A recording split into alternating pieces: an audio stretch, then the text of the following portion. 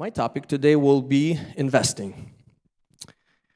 And you would probably agree with me that a lot of channels, if you go on YouTube or social media, persuade you to invest.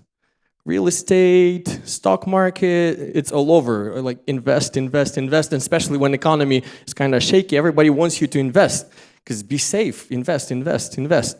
So, and I found it very, very interesting that you kind of, all these advertisements and everything kind of persuade you and create this urge. What should I do? What should I do? I don't have a lot of money or little money that I have. I don't want to lose it. I want to invest because, it's a hype. And who remembers the COVID hype about the stock market?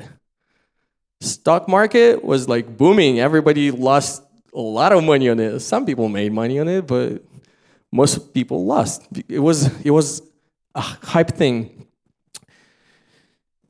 And I was curious, as Christian living in this world, how should I know where to invest? What should I do? Because investment is not only about money. Investment is time, of course, money, but investing myself into something, it takes effort, it takes time, it takes money. So as a Christian, where should I invest myself, my family? Where should my goals should be? What goals should I have? And I started researching this topic, and I found a lot of interesting information on this. And I hope that you would find as well. And if you're in a journey right now that you already found the road, and you're investing, I just want this sermon to encourage you to keep on investing, keep on doing the right thing. So investing is something we do regardless.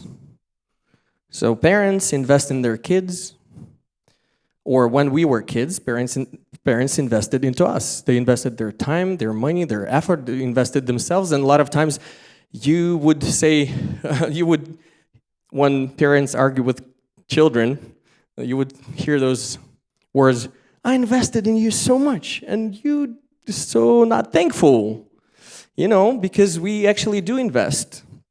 So, and then when we grow up a little bit, we invest in our first car or second car. Hopefully the first car is not a BMW. Kind of bad investment. No. It's just a hype thing among Slavic people to have first car as a BMW. And then we invest in car, relationships, fun, gym, health. And then we grow up a little more, and then we invest in homes, into families, and so on and so forth. We always invest. And it takes our time and takes our effort and mind. So, if I would conclude my thesis. So, we actually, if you think of it or not, you always invest. Always. Every day. You made a decision, you keep on investing, doesn't matter what it is, but you invest, either into business or invest. So, but I want to highlight very bright highlighter. If I would have a highlighter, it would be highlighted. So this sermon is not a financial advice. Because a lot of people would put spiritual stuff and then also financial stuff, and we would be like, so now, since I should invest into spiritual stuff, I should not be doing the financial. And then that's not something that I put against. I'm not putting spiritual against financial. So this sermon is not a financial advice, even though in some kind it is biblical financial advice, but from my perspective, it's not financial advice. And then this sermon is not advice against investing into houses, stocks, making good financial investments to make your life more comfortable and provide for your family. Make sure that you do not perceive from me this way. That's a highlighter for you. So from now on, if I say anything financial, just don't perceive that I'm turning you away from financial investments. My sermon is intended to make you think where to invest. So, what is investment?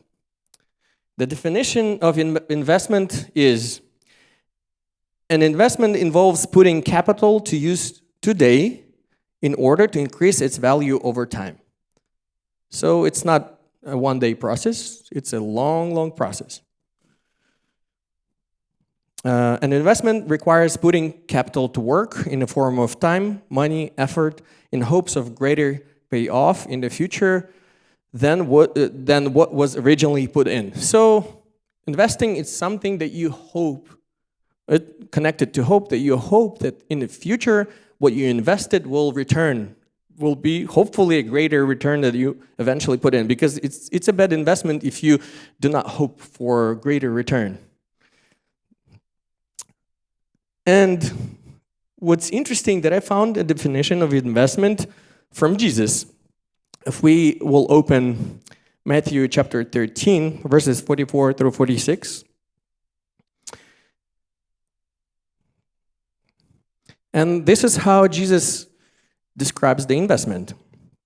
The kingdom of heaven is like a treasure hidden in a field that a person found and hid. Then because of joy, he went and sold all that he had and bought the field. And then another advice or definition of investment from Jesus. Again, the kingdom of heaven is like a merchant searching for fine pearls. When he found a pearl of a great value, he went out and sold everything he had and bought it. So the definition of investment from Jesus is simple. When you found something valuable and worthy, in this case, kingdom of God, you invest everything into it. It's good advice. And it's, again, if as you connect it to investments, you can see that Jesus is giving you financial or spiritual advice. And another thing important to note, I already mentioned, the investment is waiting, is patience. Investment, you know, when there was a craze about stock market, and when people are not experienced, they would buy stock, and then it would grow a little bit. They would be, oh, so cool, it grows. I'm getting richer, and then overnight, it falls below the price they bought it for, and they're so afraid and scared, and most of the people make a decision to sell instead of buying more. That's what every financial advisor would tell you. Yeah, you lost some of the money at this point, but you've not really lost, but buy more. So a lot of people would just sell it off, and rich people will become richer because they'll actually buy at that time. So what I'm saying, investment, it's not a short time thing. Investment, it's a long period of waiting and patience. And that's how it correlates with Bible as well. You don't think that person who found a treasure in the field, next thing he did, same night, he went and sold everything. No, it's not easy. It didn't happen that way. Everybody would think that he's crazy, like that night, selling everything that he has, everything that he possesses, and then going and buying an empty field. That would be a stupid thing. So he sold it over time, and then he bought it over time, and probably he didn't tell right away everybody, hey, I found treasure in this newly bought field. So investment is over time. It's patience. And investing indeed is a very important thing. The quality of your life depends on the investment you choose to invest on. For example, if you look at that parable from Bible, Matthew chapter 7, verses 24 through 27, and we mainly will be focused on this chapter today. So concluding his examples and proverbs, Jesus saying, everyone who hears these words of mine and does them is like a wise man who built his house on rock. Building a house, it's an investment, takes time, takes effort, takes a decision. And as we know from this story that one person decided to build a house on sand, bad investment, and one decided to build a house on rock, good investment.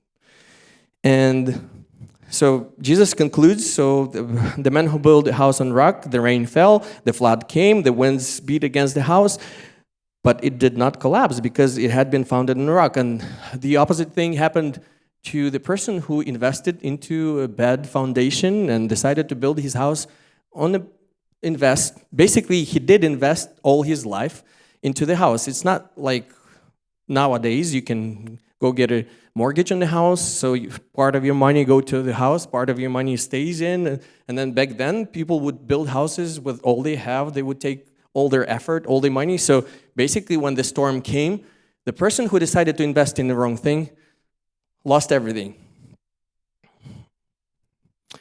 And do not be like a foolish man who built his house on sand.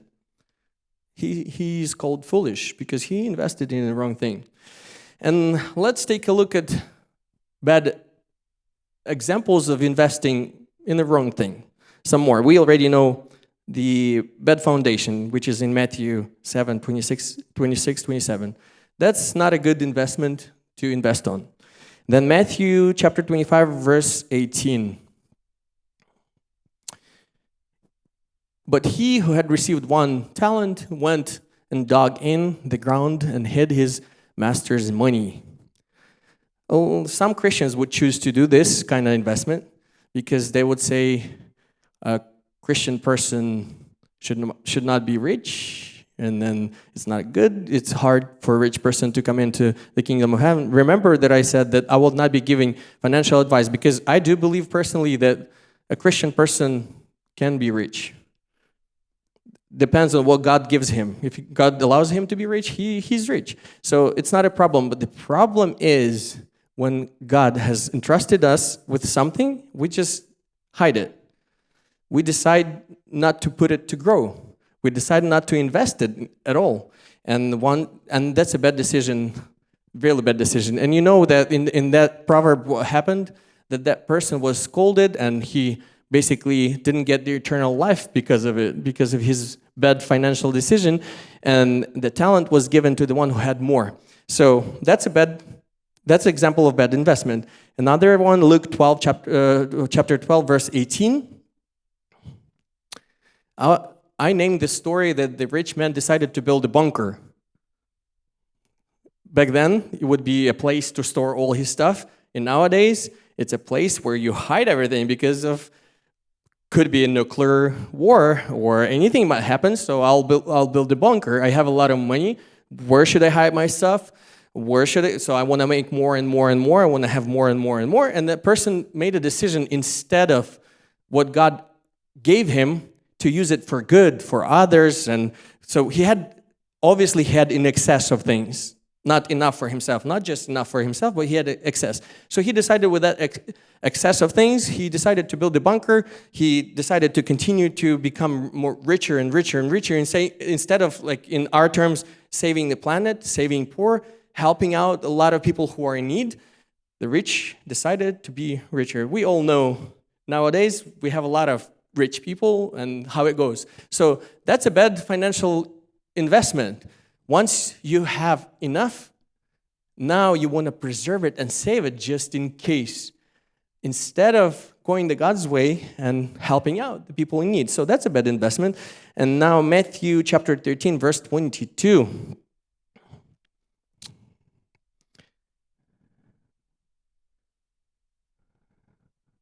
So now it might sound a little bit familiar if you think about it.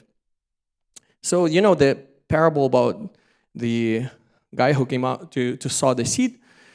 And there was one particular part of the story that talked about the seed that fell into thorns. And what's interesting, what I thought about it, and I was like, oh, it could look like me a little bit. As for what was sown among thorns, this is the one who hears the word. We all hear the word. And then in other translations, it says, accepts it, understands it. So we all hear and understand and accept, but cares of this world and the deceitfulness of riches choke the word, and it proves unfruitful. So it could happen to all of us. If you might think that, being multi-billionaire is a little bit something a little too distant, but this kind of investment could be a different one. Could be something that we could relate all of us. So you hear the word, you think it is a good thing. I love what pastor says. I love what Bible says. It touches me. It touches my heart. But then as soon as I walk out from the church or I put my Bible away, the cares of this world choke the word. And it doesn't work no longer, and it doesn't bring fruit. And we all know when Jesus comes back and he sees no fruit, he says, cut it down. And these are the people, these are us who hear and think it is the right thing to say or to hear. It is the right thing. And then, but the cares of this world. So that group of people definitely kind of trying to play two sides. They hear the word, they think it is the right thing, they accept it. But then they go out and the cares of this world and the deceitfulness of riches choke the word. So this is what happens. And that's another bad investment as well, because you might think, oh, I've got it, but then you don't. So these are some bad examples of investments from the Bible. There are lots more, but I just chose these. So here's the question. Where should I invest then? What's the biblical advice? Where should I invest? Obviously, from the story of two people who built houses on the rock and on the sand, you should invest in a good foundation. And good foundation is something that you are very sure of. It cannot be on the faith of your parents who taught you that way. I just believe so because my parents, I just believe so because my church teaches me. That's not a good foundation, because when the storms will come, you'll be swayed. You can be easily swayed if you are not sure in the foundation, and Jesus is our foundation. If you're not sure in your foundation, you can easily be swayed. And I've seen a lot of times when I love speaking to different people from different congregations, and then I had my friends with me, and then when some part of arguments are presented from the other side, people are sometimes, oh, that's a good argument. I don't even know what to say. And it happened solely because people grew up in what they've been taught on. And it's easy to see, oh, he has a good point. Okay, I'm kind of switching to another side. And instead of going to Bible, to the foundation, coming back to the source and be like, oh, I know it's not that way because Bible says so. So investing into good foundation, it's definitely spending your time with God on day-to-day basis. This is how you build a good, solid foundation on rock. So when the times come, when there are storms in your life, when you are doubting, and I've seen many storms when Christian people, they're like, oh, even last Saturday before the worship night, I spoke to a person who's like, I'm not sure no more. And I asked him, how's your personal time with God that you spend reading Bible? And usually it's none besides the church. So this is what real good advice on investment is. It's your time with God, personal time. Because if it's somebody else's thoughts and teachings, it's a sand that when the storms will come, it will be shaking. And sadly, a lot of houses will fall. So, first biblical advice, build on this solid foundation on rock, which is Bible, which is Jesus, which is God, and your personal own relationships with God. Second, it's written, Matthew chapter 7, verse 12.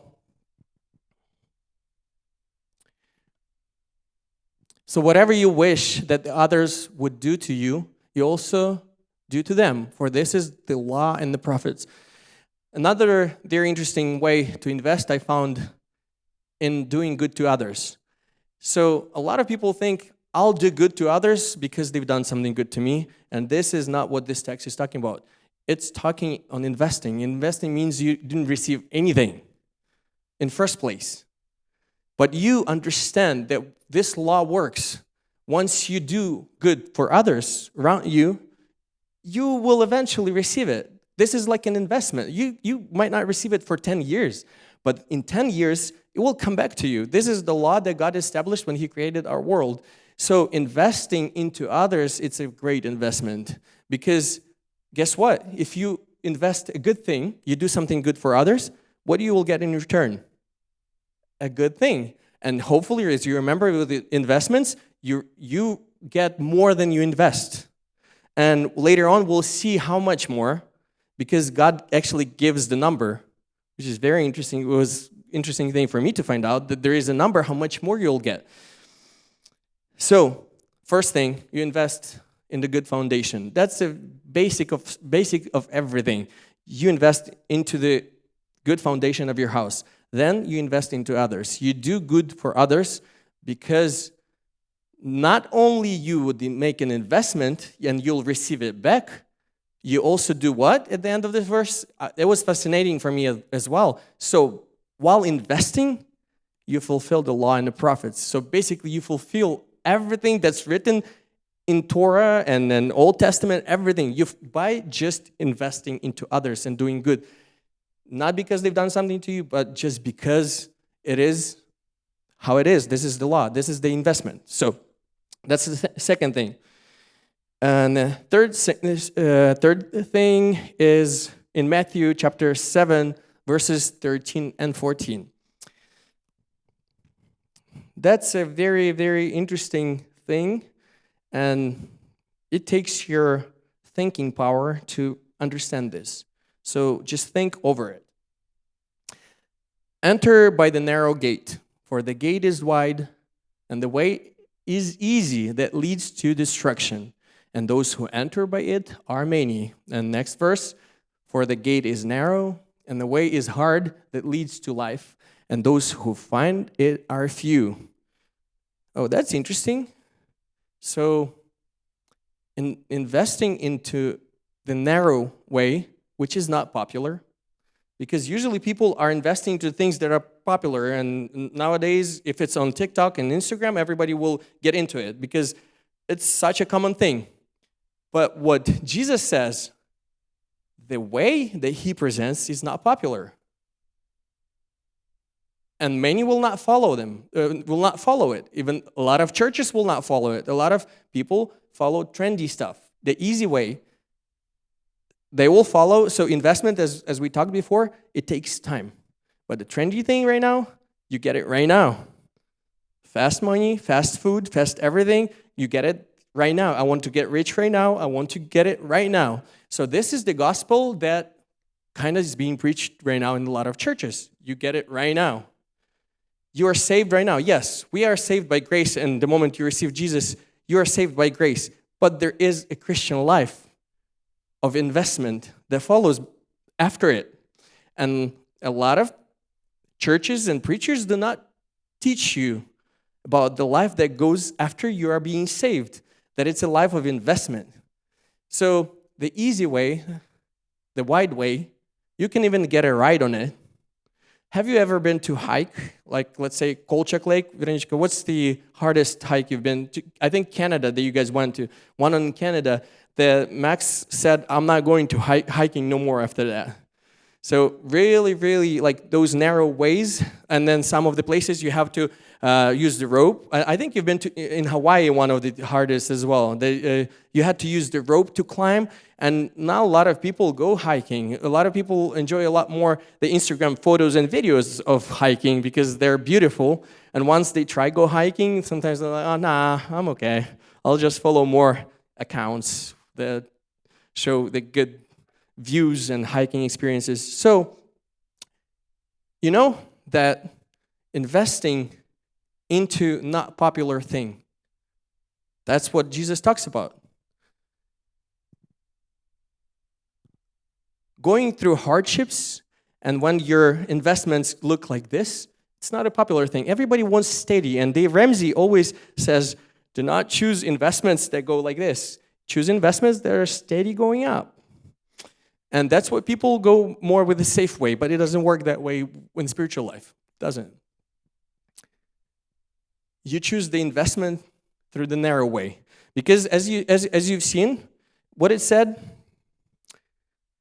so the wide way is spacious, it leads to destruction. So you know that what's the return you're getting on the wide way investment? Destruction. This is the return. This is not going to be a promised land. This is a destruction. And there are many who enter through it. Many people go through it. But the gate is narrow and the way is difficult that leads to life. And it's not popular to preach about this, that the way is narrow and it's difficult. Yeah, life is not easy. And I always like to bring an example to people who are like, bring an example of a person, he's been in the church and serving in church for so many years. And how come he has problems in his life? And I always like to refer to the story when Jesus was in a boat with his disciples and he was sleeping. Jesus is God, right? You remember that. And he's sleeping and they still get the storm. How come in the first place, if you believe in the prosperity gospel, how come in the first place they got the storm if Jesus, the God, is sleeping in the boat? Why would they get the storm? Because God never promises you. He tells you about the narrow way, the hard way. He never tells you, once you believe in me, the way is open. Your life is going to be with honey and milk and so smooth. No. So Jesus was sleeping in a boat and the storm happened. Yeah, it's a natural thing. God created the weather and the weather sometimes is angry, And if you remember when disciples got so anxious, they woke Jesus up. Instead of telling them, oh, that's right, why there is a storm? Instead of that, he said, oh, you have very little faith. So storms happen in our lives. Narrow way is the way. But what it says, it leads to the way leads to life instead of destruction, and to the reward that we'll come up to. So, and the third one. So first one was the foundation. The second one is investing into others. The third one, invest into the narrow way, not a popular thing to do. But we do it because we believe in the result. We believe in the great return on our investment. The fourth thing, it's Matthew chapter 7, verses 15 through 20. Watch out for false prophets who come to you in sheep's clothing, but inwardly are ferocious wolves. You will recognize them by their fruit. Grapes are not gathered from thorns or figs from thistles, are they? In the same way, every good tree bears good fruit, but the bad tree bears bad fruit. And a good tree is not able to bear bad fruit, nor a bad tree bear good fruit. Every tree that does not bear good fruit is cut down and thrown into the fire. So then you will recognize them by their fruit. Investing and planting good tree. You know that when you planted a tree, I have planted, I think, 4 trees, and one of them I had to cut down because it had died. I obviously didn't take a good care of it. But when you plant a good tree, do you see fruits right away? What about winter time? Winter time it's a hard time. You have no leaves, you have no fruits, you have no flowers.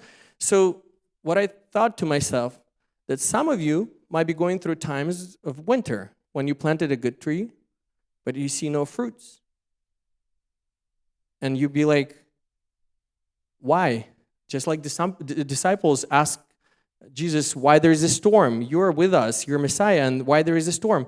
So sometimes when you planted a good tree, there could be a winter. No flowers, no beautiful springtime, no green leaves, no fruits yet, and you might be asking if you're invested in a good investment. Yes, because Jesus says that good tree will never bear bad fruit. So eventually you'll see the spring flowers blooming, you'll see the leaves, and you'll see the fruit. So investing into the good tree will always bring the result. And then the fifth one, the last one, Matthew chapter 7, verses 21 through 23. And this is a very interesting one. So I just want you to realize structurally that all these examples, they come before Jesus makes a conclusion with the story about two different houses. So this comes right before the two different houses. Matthew 7, verses 21 through 23. Not everyone who says to me, Lord, Lord, will enter into the kingdom of heaven. Only the one who does the will of my Father's in heaven. On that day, many will say to me, Lord, Lord, didn't we prophesy in your name, and in your name cast out demons and do many powerful deeds? Then I will declare to them, I never knew you. Go away from me, you lawbreakers. So, investing in that specific day. So, it's a long investment. We don't know when Jesus is coming back, but we know for sure that he's coming back. It takes a bumpy road to get to the day that he comes back. It takes faith.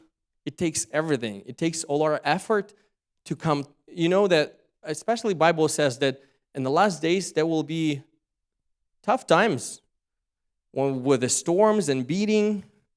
And if your house not on a good foundation, if you didn't invest into people, if you didn't invest in planting the tree that will bear good fruit, if you didn't invest into the narrow way, your house might be shaken real bad. Because investing, our goal of investment is that specific day. And at that day, not everyone who says, Lord, Lord, will enter into the kingdom of heaven. And that's another thing to think about ourselves as well.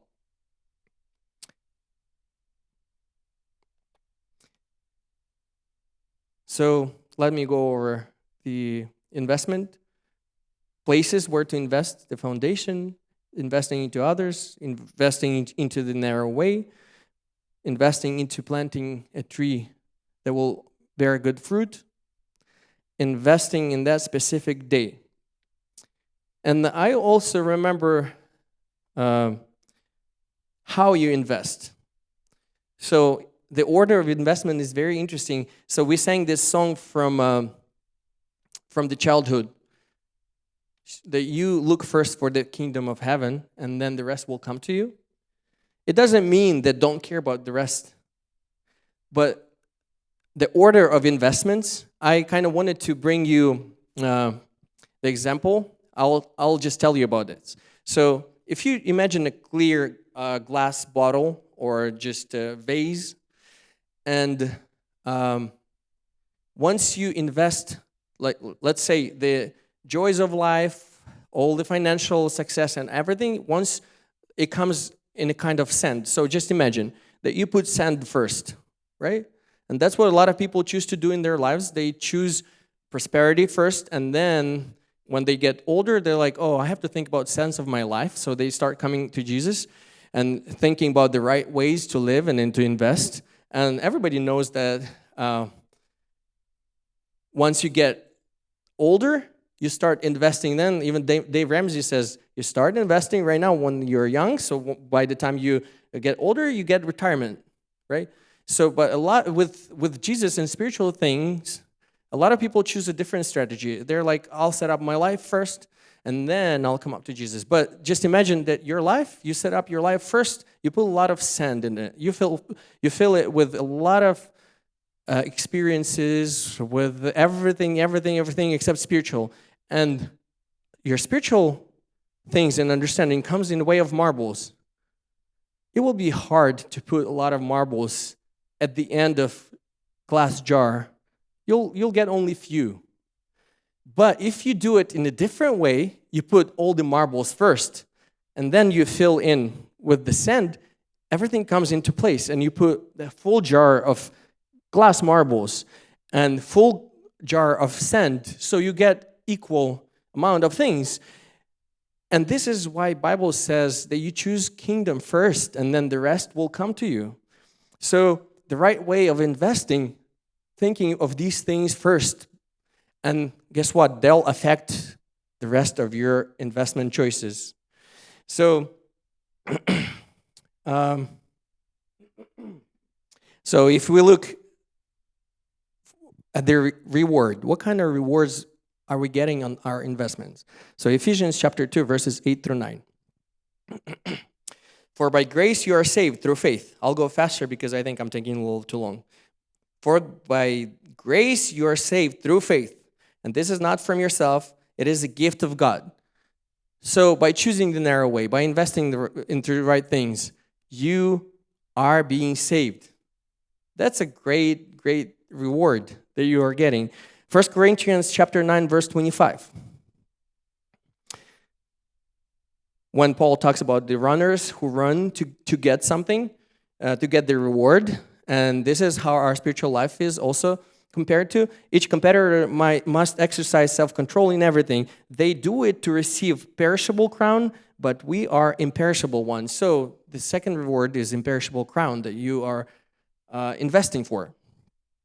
Third thing, Matthew chapter 19, verses 28 through 30. And that's the place that I found the rate of return. I believe it could be more than that rate, right? But let's see, what's the rate of the return?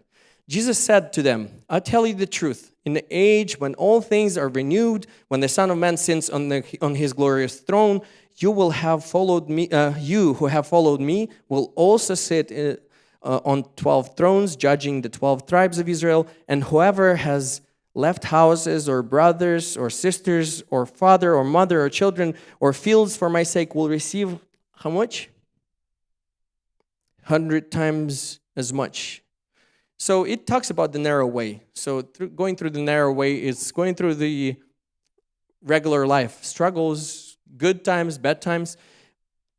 But how much more will you receive if you choose to go through the narrow way? Who knows, is a good investment 100 times more, or it's kind of all right? If you invest $100, how much do you get if 100 times more? 100,000? No. I think 10,000. 10,000. If you invest, is it good investment for $100? If you invest $10,000, how much do you get? I think you get about $1 million. $1 million. So in our terms, if you look at the investment right now, if I had a place to put my $10,000 in and get $1 million, I would. I definitely would, but there is no such place. I believe that this is not exact numbers, how we'll get our returns, but this is just a sample from Jesus. How much do we get on when we choose His way? 100 times more if you choose to go the narrow way, if you choose to invest into the kingdom of God. This is just amazing. And then we're almost done. So Matthew chapter 5, verses 11 through 12. Actually, we'll go through verse 12. Rejoice and be glad because your reward is great in heaven. Oh, no, I actually start. Blessed are you when people insult you and persecute you and say all kinds of evil things about you falsely on account of me. Rejoice and be glad because your reward is great. Matthew chapter 6, verses 3 and 4. But when you do your giving, that's also investing into people. When you do your giving, do not let your left hand know what your right hand is doing, so that your gift may be in secret, and your Father who sees it in secret will reward you. So reward again on investing into people. And then Matthew 6, 17 through 18, when you fast, put oil on your head and wash your face, so that it will not be obvious to others when you are fasting, but only to your Father who is in secret, and your Father who sees in secret will reward you. Also, the investments of God are not the kind of investment that you come out and tell everybody about it. It's something that God, He likes it when you do it not for everybody. You do it between you and God. This is a really good also point. Matthew chapter 6, verses 20-21. But accumulate for yourself treasures in heaven where moth and rust do not destroy and thieves do not break in and steal. For where your treasure is, there your heart will be also. And the final reward that I kind of looked for to have a lot more verses on the final reward But the final reward is a lot greater than what I'll read. I'll just tell you a little bit about. You live forever. We all will live forever. That's the greatest reward already on its own. Second reward, you'll see all your loved ones. You know, this is just a reward that can't be measured in riches and goods and everything. You'll see the loved ones. You'll see grandpas, grandmas, fathers, mothers, everybody. Even those people who you didn't know from your family, from your distant family back in the days. This is just a reward beyond the measure. And then, of course, the place that Jesus went to prepare. And then Bible is being finished with a chapter, Revelation chapter 22, verses 1 through 6. Then the angel showed me the river of the water of life, water as clear as crystal, pouring out from the throne of God and of the Lamb, flowing down in the middle of the city's main street. On each side of the river is the tree of life, producing 12 kinds of fruit, yielding its fruit every month of the year. Its leaves are for the healing of the nations. And there will no longer be any curse, any curse. And the throne of God and the Lamb will be in the city. His servants will worship him, and they will see his face, and his name will be on their foreheads. Night will be no more. They will not need the light of the lamp or the light of the sun, because the Lord God will shine on them, and they will reign forever and ever.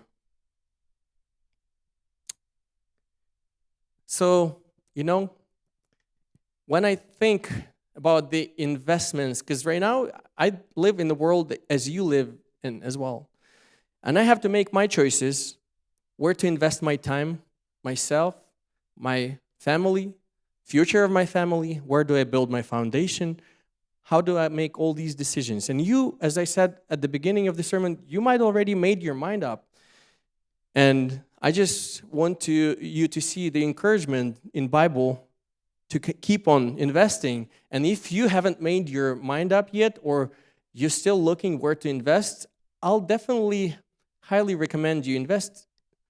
As Dave Ramsey says, start investing while you're young. Because if you fill your jar with earthly investments, you'll be able to be saved. And also at the end, if a lot of people, when you talk to non-believers, once they realize there is a God, but sometimes they say, I'll build my life right now, and then later on, when I'm older, I'll come to Jesus. I'll do everything that I need to do, and then I want to be saved. Yes, I understand, but I'll do it at the end. Bible says there are a lot of blessings. And not only the investment that you get at the end, but also a lot of them you get throughout the way. I would tell you a lot more. So when you invest right now into stocks, sometimes you get dividends to use right now. You get dividends, you get paid, and you can use those investments right now. So same way in Christian life. When you choose the narrow way, you get so many blessings. When you invest into others, you get so many blessings, even just from doing it. I can tell you from my own experience, just by doing something to others, you already get a lot of blessings and returns on your investment. But when you look at the general picture, your investment going through the narrow way will be at least 100 times more of what you invest right now. That's the return that nobody can promise you. So I want you right now, while you think about all these things, turn your eyes to Jesus and what he said. Because if we mess up a little bit, and we always do, this is why we have Bible, and this is why we have, it is written for us, so we can always turn away from our ways that we have chosen, and then turn our eyes on Jesus.